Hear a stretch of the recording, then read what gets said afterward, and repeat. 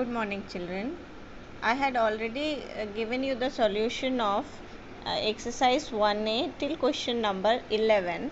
Now I will be discussing the questions from 12 to 25, and in that the answers which are already solved and given in the book, in the exercise itself, I will be not discussing them.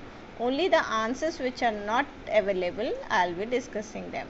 Though I will be showing you all the questions through the image that I am sharing with the video, but I will be only discussing with my questions that I have around the solutions to the unsolved questions. Now, question number 12, that is, how is nanometer related to Armstrong? So, the answer is 1 nanometer is equal to 10 Armstrong. Then the next question is, name 3 convenient units used to measure lengths ranging from very short to very long value. How are they related to each other? So, the answer is, you can write 3 convenient units of length and their relationship with the SI unit of length are: first, 1 Armstrong is equal to 10 to the power minus 10 meter, 1 kilometer is equal to 10 to the power 3 meter, and 1 light year is equal to 9.46 into 10 to the power 15 meter.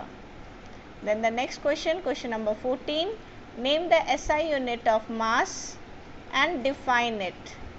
So, the SI unit of mass is kilogram. In 1889, 1 kilogram was defined as the mass of a cylindrical piece of platinum iridium alloy kept at International Bureau of Weights and Measures at Sèvres near Paris. Question number 15, the answer is already given, so I am not discussing. Then the next one is question number 16. State 2 units of mass smaller than a kilogram. How are they related to unit kilogram? The answer is, the units gram and milligram are 2 units of mass smaller than kilogram. 1 gram is equal to 10 to the power minus 3 kg and 1 milligram is equal to 10 to the power minus 6 kg. Then state 2 units of mass bigger than a kilogram. Give their relationship with the unit kilogram. Answer is, 1 quintal is equal to 100 kg and 1 metric ton is equal to 1000 kg. Question number 18 is already given. Then question number 19. Name the SI unit of time and define it. The SI unit of time is second, and 1 second is defined as 1 by 86400th part of a mean solar day. That is, 1s is equal to 1 by 86400 into 1 mean solar day. Question number 20. Name the 2 units of time bigger than a second. How are they related to the second? The units minute and year are 2 units of time bigger than seconds. 1 minute is equal to 60 seconds and 1 year is equal to 3.1536 into 10 to the power 7 second. What is a leap year? A leap year is the year in which the month of February has 29 days. The year 2020 will have February of 29 days. Is this statement true? Yes, year 2020 is the year divisible by 4, hence it is a leap year. Such year has 1 extra in the month of February. That is, February has 29 days. What is a lunar month? Question number 23. What is a lunar month? 1 lunar month is the time in which the moon completes 1 revolution around the earth. A lunar month is made of nearly 4 weeks. Question number 24 is already given. 25 is already done. Now we will be discussing question answers of exercise 1B. The first question is, explain the meaning of the term least count of an instrument by taking a suitable example. The least count of an instrument is the smallest measurement that can be taken accurately with it. For example, if an ammeter has 5 divisions between the marks 0 and 1, then its least count is 1 by 5 is equal to 0.2 ampere, or it can measure current up to value 0.2 accurately. A boy makes a scale with graduations in centimeter on it, that is 100 divisions in 1 meter. To what accuracy can this scale measure? How can this accuracy be increased? So for this you have to write the total length of the scale is equal to 1 meter is equal to 100 centimeter. Number of divisions is equal to 100. Length of each division is equal to total length by total number of divisions is equal to 100 centimeter by 100 is equal to 1 centimeter. Thus this scale can measure with an accuracy of 1 centimeter. To increase the accuracy, the total number of divisions on the scale must be increased.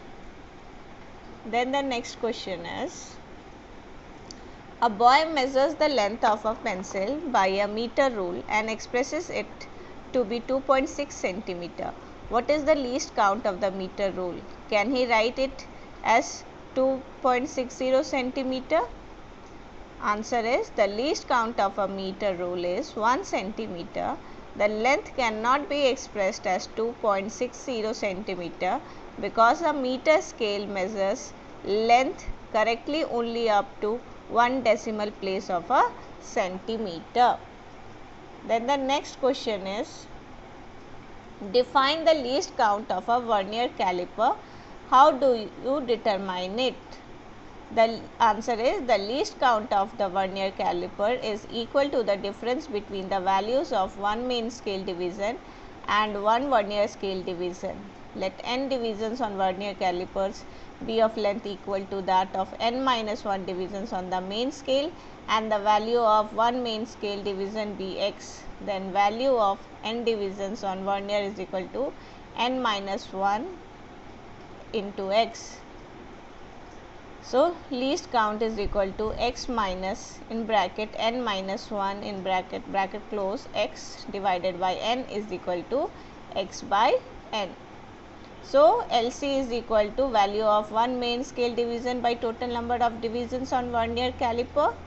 Value of one main scale here is equal to 1 mm. Total number of divisions on vernier is equal to 10. Therefore, least count is equal to 1 mm by 10, that is equal to 0.1 mm or 0.01. Then the next question is, define the term vernier constant. Vernier constant is equal to the difference between the values of one main scale division and one vernier scale division. It is the least count of a vernier caliper. Then question number 6 is, when is a vernier caliper said to be free from zero error? A vernier caliper is said to be free from zero error if the zero mark of the vernier scale coincides with the zero mark of the main scale. Question number 7. What is meant by zero error of vernier calipers? How it is determined? Draw neat diagrams to explain it. How is it considered to get the correct measurements? Due to mechanical errors, sometimes the zero mark of the vernier scale does not coincide with the zero mark of the main scale. The vernier caliper is said to have zero error. It is determined by measuring the distance between the zero mark of the main scale and the zero mark of the vernier scale. There are two kinds of zero error. First one is positive zero error and second one is negative zero error. So you have to give the examples that is shown in your book with the figure, and then corrections also you have to mention. Then the question is there, draw a neat and label diagram of vernier caliper. We generally don't give the question to draw the diagrams. You just have to know the main parts and their functions. So that is in the tabular form given in your book. The main parts of the vernier caliper and their functions are main scale. It is used to measure length correct up to 1 millimeter. Vernier scale, it helps to measure length correct up to 0.1 millimeter. Outside jaws, it helps to measure length of a rod, diameter of a sphere, external diameter of a hollow cylinder. Inside jaws, it helps to measure the internal diameter of a hollow cylinder or pipe. Strip, it helps to measure the depth of a beaker or a bottle.